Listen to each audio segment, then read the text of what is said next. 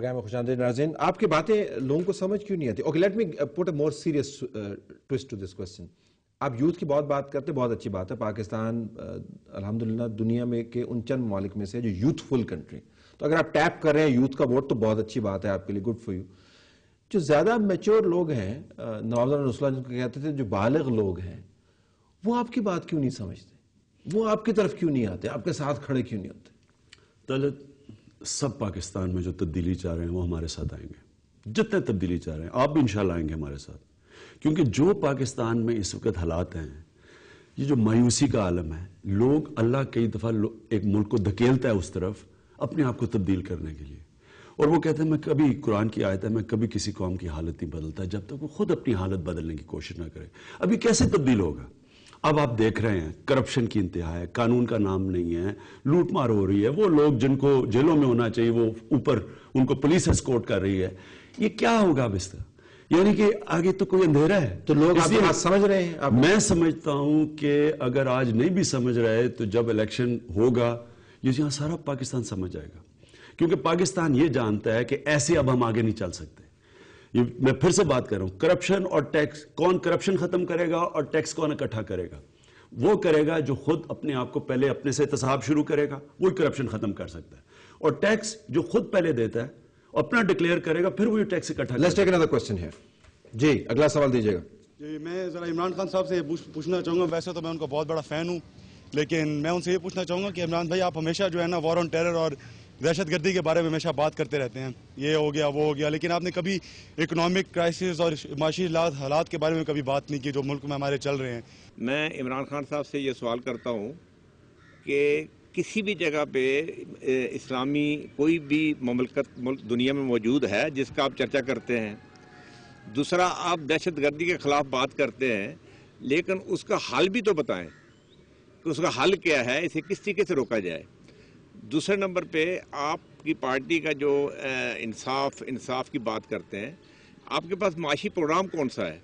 Okay, ایک تو ذرا معاشی ایجنڈا جو کانسیپٹ ہے، مثلا میں آپ سے کہوں خان صاحب مجھے ذرا ڈاکومنٹ دے دیں کوئی، میں نے پڑھنے ہیں بڑی تفصیل کے ساتھ، مجھے عادت ہے پڑھنے کی، اور میں اس کے اوپر آپ کو نوٹنگ کر کے واپس کروں گا. کدھر کوئی مجھے مل جائے گا کہیں سے؟ آپ کو لکھا ہوا ہے کوئی ایسا؟ طلعت، ہم نے ایک شیڈو سپوکس پرسن بنائے ہوئے ہیں، کسی دن آپ پلیز اگر موقع ملے تو ان کو بلوا لیں. اتنے شیڈو ہیں کہ ہمیں نظر ہی نہیں آتے، ان کو substance flesh them out, put them before us. اگر آپ ان سے کبھی زحمت دے کے ان کو پروگرام پہ بنا لیں. بدقسمتی سے یہاں ریٹنگز کی گیم ہے، تو جن کا شکل ان کو پہچانتے نہیں ہیں ان شکلوں کو بلایا نہیں جاتا. نام بھی دے دے کہ آپ کے ساتھ کوئی بتائے نا. میں انشاءاللہ آپ کو دوں گا، اور ہم نے ہر شعبے میں رکھے ہوئے. ہم باقاعدہ پالیسی پیپرز ہیں، ٹیکنالوجی کیا ہونی چاہیے، کیسے ٹیکنالوجی بیس گورنمنٹ بن جائے، ایجوکیشن پالیسی کیا، ہر پہ پالیسی پہ ہمارے پاس لوگ ہیں. میں صرف آپ کو دو ذرا سوال آئے تھے میرے پاس، کہ ایک کہ جی آپ وار آن ٹیرر کی بات کرتے ہیں. میرا آپ سے بھی اس کے اوپر اختلاف ہو چکا ہے. طلعت، میں پہلے دن سے کہہ رہا ہوں کہ اس کا کوئی ملٹری سلوشن نہیں ہے. میں بار بار ایک پھنسے ہوئے ریکارڈ کی طرح ایک چیز کہہ رہا تھا کہ اس کا صرف ڈائلاگ سے یہ مسئلہ حل ہوگا، اور جتنی آپ ملٹری آپریشنز کریں گے ملٹنسی بڑھتی جائے گی. آج امریکہ کی اکثریت اس کنکلوژن پہ آ گئی ہے. آج 80% افغان کہہ رہے ہیں کہ ہم طالبان سے بات کرو. 80% جن کو بچانے کے لیے امریکہ کہہ رہا ہے کہ جی ہم افغان پاپولیشن کو طالبان سے بچا رہے ہیں، اور پاپولیشن کہہ رہی ہے کہ ان سے بات کرو. پاکستان کے ٹرائبل ایریاز کے اندر میں یہ کہتا گیا، میں پہلے دن سے کہتا گیا، آپریشنز کے خلاف بولتا گیا. آج 1,40,000 ہماری فوج پھنسی ہوئی ہے. تعلیم کا بجٹ کم کر کے، صحت کا بجٹ کم کر کے ملٹری آپریشنز کو ہم سپورٹ کر رہے ہیں. میں اس کا کوئی ملٹری سلوشن نہیں ہے. ملٹری ہوتی ہے ایک پولیٹیکل اسٹریٹجی. اس پہ میرا آپ کے اختلاف کبھی نہیں ہوا. اچھا، تو میں اختلاف اس پہ ہوتا ہے کہ اس کے آگے آ کے جو ہے نا آپ پھر بتاتے نہیں کر رہے ہیں کیا. میں آپ کو ابھی سے کہہ رہا ہوں کہ کیا کریں. میں بڑی دیر سے کہہ رہا ہوں کیا کریں. اس کے اوپر فوری طور پہ ہمیں امریکہ کی جنگ سے نکلنا چاہیے، امریکہ کو بھی بچانا چاہیے جنگ سے، خود بھی نکلنا چاہیے، سیز فائر کرنی چاہیے.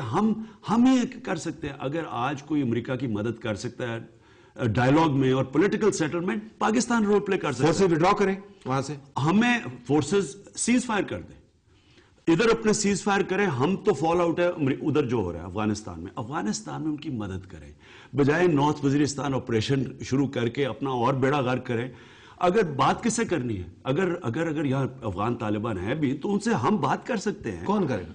پاکستان کرے, امریکہ بروکر کرے. آج امریکہ کے اندر وہ کیا کر رہے ہیں؟ امریکہ کو اتنا ہمیں سنہری موقع تھا, اوباماز وار آپ پڑھیں, جب ان کی ڈسکشن ہو رہی تھی اوباما اور جنرلز کی, پیٹریس کی اور اوباما کی, وہ کہہ رہا تھا ملٹری آپریشن, اوباما کہہ رہا تھا مجھے سلوشن بتاؤ اور سلوشن دیکھو. پاکستان اگر وہاں پرو ایکٹیو رول پلے کرتا, ہم ان کو ایک بڑا زبردست پلان پیش کر سکتے تھے پولیٹیکل سلوشن کا, لیکن ہمیں ڈالرز کی وجہ سے ہم نے کوئی رول پلے نہیں کیا. اور آج وہاں جو وہ کر رہا ہے پیٹریس, جس سے مراد یہ ہے کہ پاکستان کے ملک کی نہ صرف سیاسی قیادت, جس سے آپ اپنے ریزنز کی وجہ سے بھی اور دوسرے ریزنز کی وجہ سے بھی نالاں ہیں اور سمجھتے ہیں کہ یہ اس ملک کو مسئلے سالو نہیں کر سکتے, نہ صرف وہ لوگ بلکہ اس ملک کی جو ملٹری اسٹیبلشمنٹ ہے کلیکٹیولی ان کے پاس اتنا وزڈم نہیں ہے کہ یہ کامن سینسیکل پوائنٹ سمجھ پائیں جو آپ بیان کر رہے ہیں. کوئی نہ کوئی ریزن تو ہوگا کہ سارے ڈالر کھا رہے ہیں. پلیز میری بات سن, دیکھیں ملٹری کا کام اسٹریٹجی بنانا, ایک پولیٹیکل اسٹریٹجی بنانا نہیں ہے. یہ اس کی جو ایک اوور آل پولیٹیکل اسٹریٹجی کا ملٹری آپریشن حصہ ہوتا ہے. ملٹری آپریشن خود ہی ایک اسٹریٹجی نہیں ہوتا. ابھی امریکہ بھی اس میں دل میں پھنسا ہوا ہے, ہم بھی اس میں پھنسے ہوئے ہیں. پولیٹیکل اسٹریٹجی نظر نہیں آ رہی, ملٹری آپریشن چلے جا رہے ہیں. وہ آئنسٹائن کی سیئنگ ہے کہ میڈنس ڈیفائن کرتا ہے, پاگل پن کیا ہے کہ وہی چیز بار بار کرتے رہو اور سمجھو کہ کوئی مختلف نتیجہ آ جائے. فالی اینڈ میڈنس. میری صرف دیکھیں, اس کا ملٹری سلوشن نہیں ہے. ہم کیوں نہیں ریئلائز کر رہے کہ ہم یہ جو قبائلی علاقے میں کر رہے ہیں یہ اسی طرح 10 سال تک چلتا رہے گا. آپ ادھر کریں گے ادھر چلا جائے گا. اس کا کوئی سیز فائر کریں. نمبر 1 امریکن سے سیدھا کہیں کہ ہم اب یہ آپریشنز نہیں کرنے لگے اور سپلائز وغیرہ کی جانب وہ بند کر دیں. نہیں, پہلے تو ہم انہیں کہیں کہ اس کا ملٹری سولوشن نہیں ہے اور پاکستان اس میں ڈوب رہا ہے.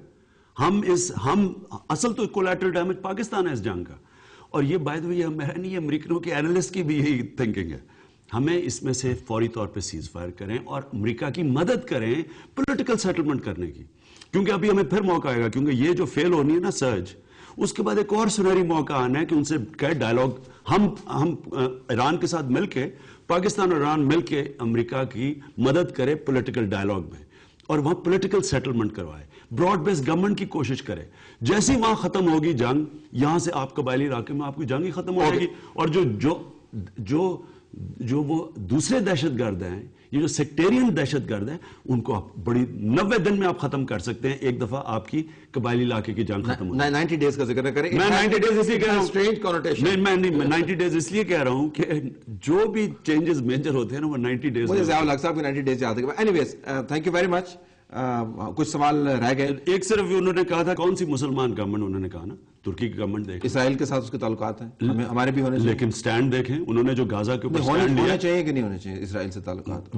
جب تک کہ وہ فلسطینیوں سے انصاف نہیں کرتے نہیں ہونے چاہیے. ترکی کے تو ہیں نہیں, ان کے ہوں لیکن وہ تو پرانے چلے آ رہے ہیں. لیکن جو سٹینڈ اردوغان نے لیا ہے, آپ کے سامنے جو لیا, Erdogan type of Turkish government is closer to your idea. Mahathir Mohamad جو ملیشیا میں اس نے کیا. Okay, thank you very much. ناظرین, بہت سارے سوال میں پوچھنا چاہ رہا تھا, رہ گئے, کسی اور نشست تک اٹھا رکھیں گے. یہ ریکارڈ والے انٹرویوز ہیں جو بار بار کوٹ کیے جائیں گے جب حالات کی تبدیلی کا معاملہ آئے گا اور جب الیکشن قریب آئیں گے. اللہ حافظ.